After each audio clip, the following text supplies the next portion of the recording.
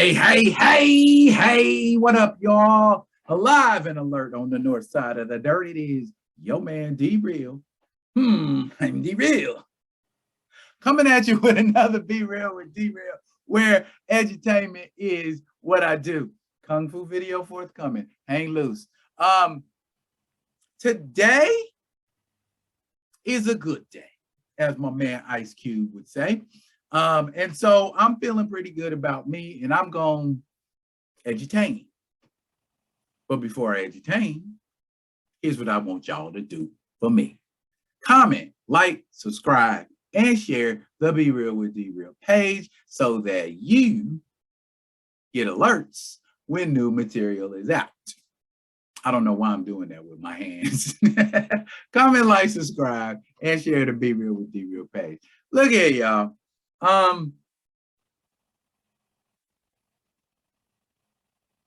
Sony has a Morbius movie coming out here real soon, and Marvel has plans to do a reboot of Blade.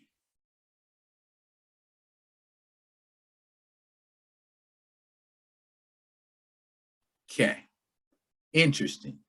Did you know that at one point in time, these two characters met?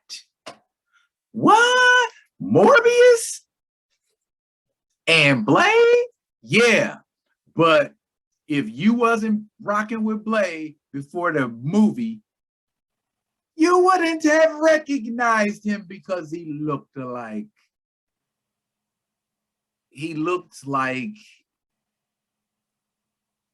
a mailman. Morbius was featured in a comic book back in the 70s. It was actually a horror comic now that I'm thinking about it.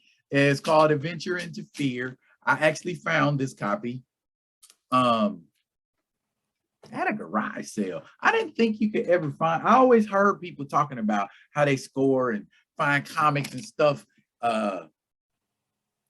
at garage sales. I was never able to, and I think I got this book shortly after the Blade movie. Actually, Blade 2 was out when I found this, because that's what it caught my eye. I was like, Morbius and Blade? Oh, snap, it's a Blade movie coming out. I'm getting that.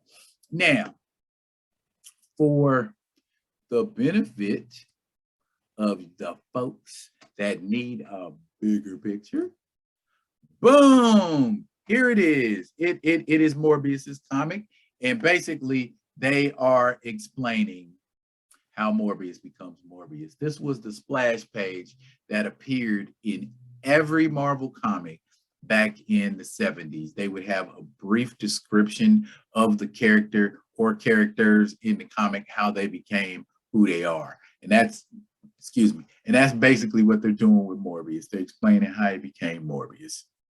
He's a living vampire.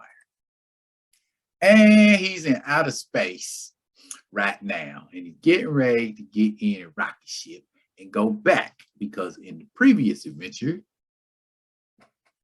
he's in outer space. See, star sun Arcturus sets slow and red on the eastern horizon of its fourth planet, a world populated by a race of mutants, androids, barbarians, and Morbius. And he's ready to go home because he needs some blood. He's actually rather rational for most of this comic, but lo and behold, there's those barbarians we were talking about. And they worship the rocket ship that they got to get on and leave. So I forget what this guy's name is, but I know he's a scientist. So let's just call him Iman. And he says, I treads where I chooses, android. I's race built your God, and you as well. So Iman is appropriate.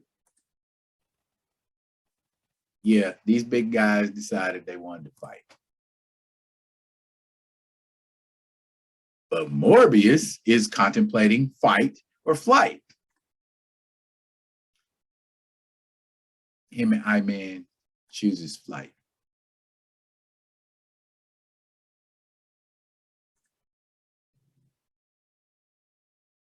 I is sorry. Eyes raised, has no instinct for self-preservation. Okay. So, as we might have expected, he doing his thing, or trying to.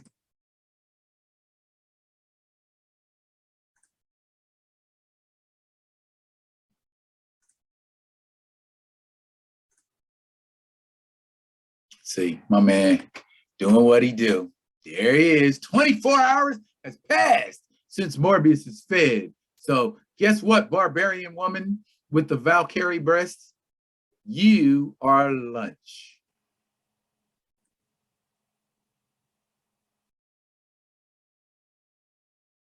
And Jesse, a dry corpse. He sucked her dry.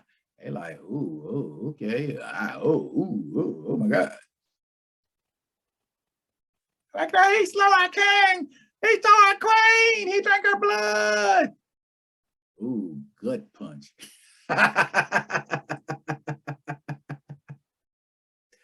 And so he's fighting them off while Iman starts the ship. Inside, let's get past all the formalities.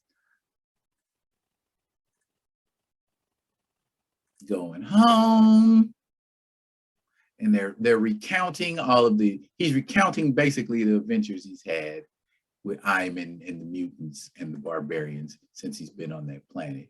But now it's blast off time. And cut to the scene. He's on his way home, but look who's at home hunting. Blade. Back during this time, Blade only used wooden stakes, and the only power he had was that he was immune to the bite of vampires. But he rocked that outfit, so everything about him's an improvement. Look at that. This even got those puffy things that people wear on safaris. Wow. He's got the safari pants. Go ahead, Blade. I ain't mad at you, homie. But Blade has spotted a vampire getting ready to bite somebody. And what does he do? What Blade does. Ooh, he didn't like that. He hit him in the back. He like, ooh, hit him from the back. See, that's our boy Blade. Even when he was corny looking, he was still pretty accurate and able to handle his business when he fought. Lady runs, which is probably what I'd do if I was getting ready to get bit.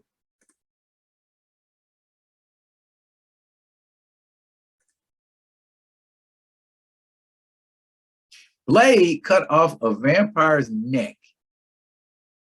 Cut off a vampire's head with a wooden knife. Okay. It's 1974. Gotcha. And he hears somebody else screaming. Cause the rocket crashes. I love how they set up meetings between characters in Marvel. Just they're so random, yet so obvious. A freaking spaceship. 70s talk. And apparently,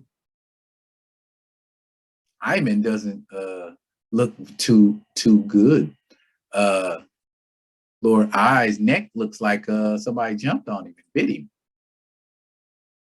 And now Blade is contemplating the possibility of vampires from outer space. Now he's like, whoa, ain't no way. That's B-movie stuff. But yeah, my man Morbius is back home and he's back on the stalk. You feel? Blade, of course, being the vampire hunter, spots him. He takes off. Blade goes after him. He's on rooftops. Blade's chasing him. Morbius knows he was being followed. And so he wants to he thought it was a cultist, and so he's just trying to put distance between him and these cultists. But Blade's like, oh snap, you might be down with Dracula. I like that color. It's really weird and psychedelic 70s-ish. because that is the actual colors of Blade's outfit. But okay. And Morbius is making reference to a group called the Caretakers because he just got done dealing with the Caretakers. They're the ones who sent him out in space in the first place.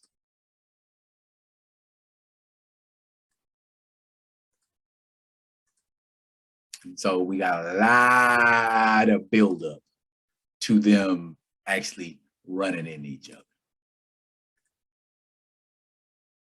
Finally, after all them panels, they finally meet up.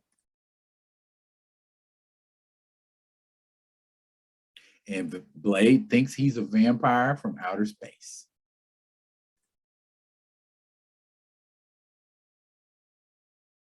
He don't care. He like, yeah, it looked like they about to mix it up.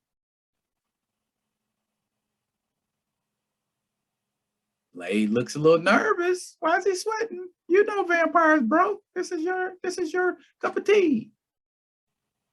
But see, this Blade don't have superhuman strength. He's just a regular old guy. So Morbius, he got it all on him right now. Ironic, though, that these two later ended up teaming up as members of the Darkstalkers. See, Blade's like, you don't scare me. I done fought Dracula.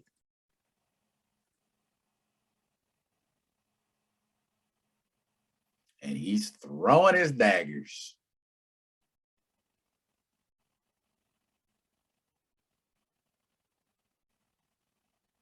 And Morbius does not believe in Dracula. And at this point in the Marvel universe, Dracula is still believed to be a literary character, not an actual blood-sucking vampire. And he's contemplating the fact that this black man with these wooden stakes is really gonna kill him if he gets a chance. But Morbius is not going to give him the chance.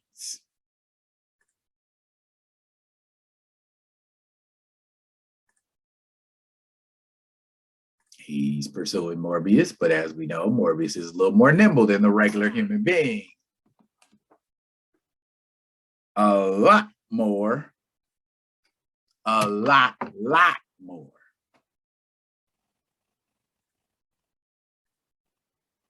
Cross didn't bother him because Morbius is not a true vampire.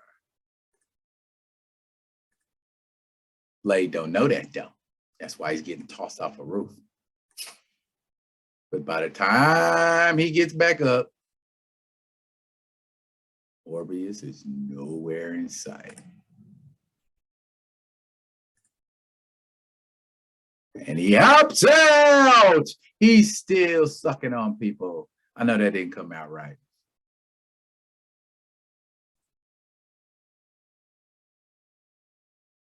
Those are fangs biting neck, for those of you that don't realize that's what that is in that close-up.